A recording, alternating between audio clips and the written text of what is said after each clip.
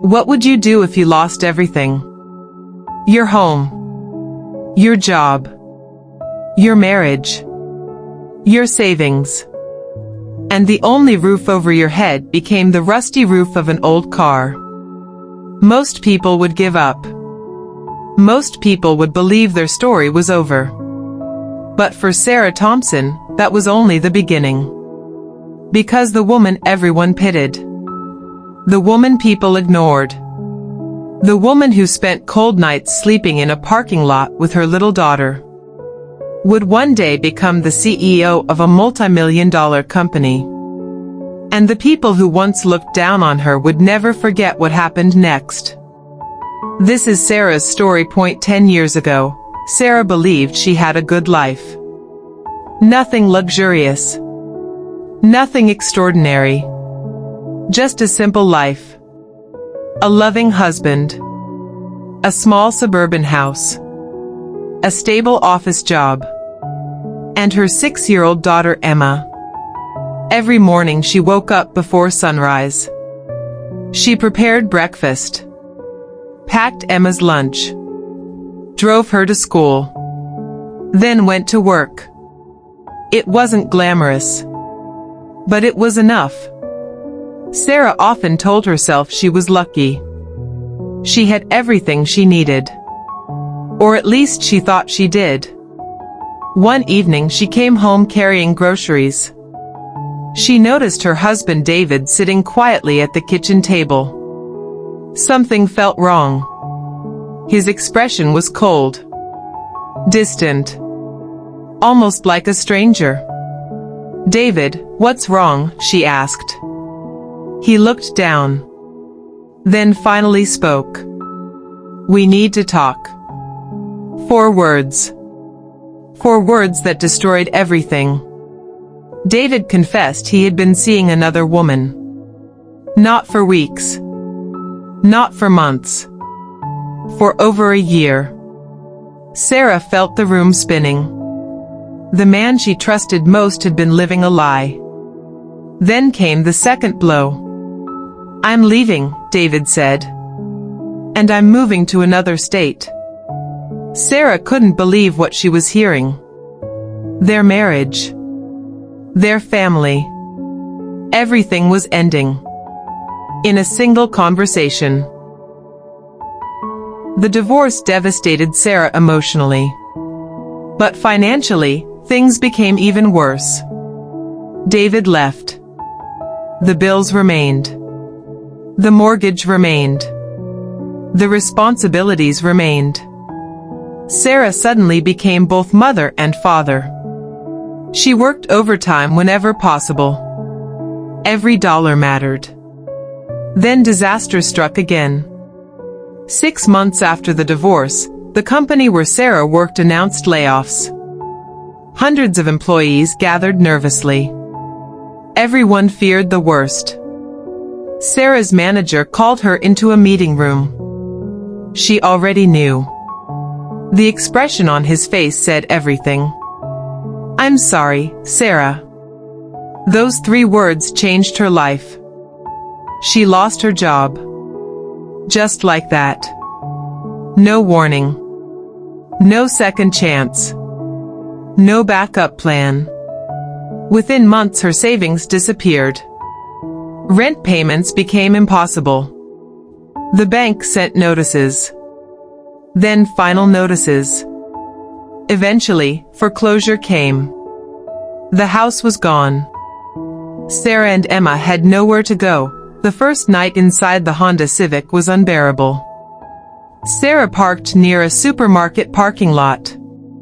Emma curled up in the back seat, trying to make it feel like an adventure. Children are amazing that way. Sometimes they don't fully understand how bad things are. "Are we camping, Mommy?" Emma asked. Sarah forced a smile. Something like that. Then she turned away so Emma wouldn't see the tears. That night she barely slept. Every strange noise made her jump. Every passing car felt threatening. She stared at the ceiling of the car and wondered how her life had fallen apart so quickly. The next morning she woke up exhausted. But she had no choice. Emma needed her. Giving up wasn't an option. Weeks turned into months. Life became a daily struggle. Sarah purchased a cheap gym membership. Not for exercise. For showers. Every morning she and Emma cleaned up there before school. Sarah parked in different places each night. She didn't want people noticing. The shame felt overwhelming. She applied for jobs everywhere. Restaurants. Offices.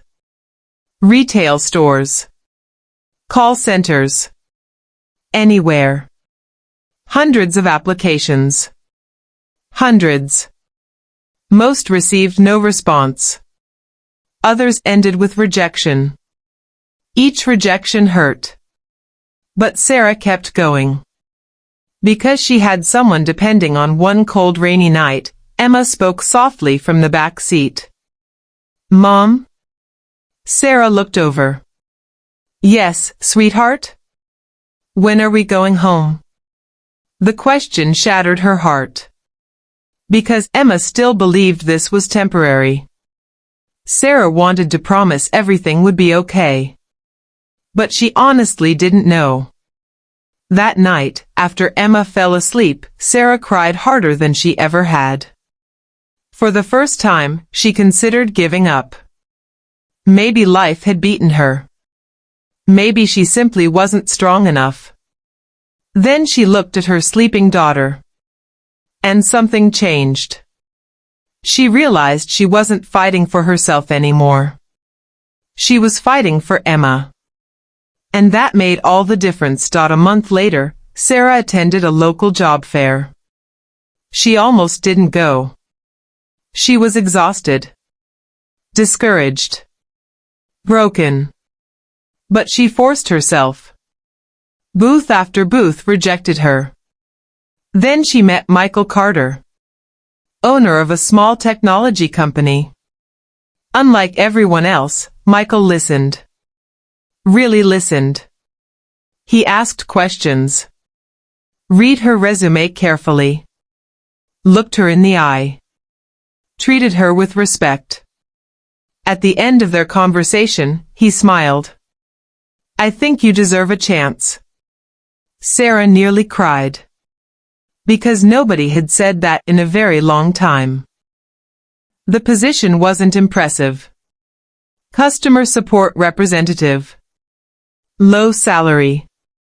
Entry level. But Sarah accepted immediately.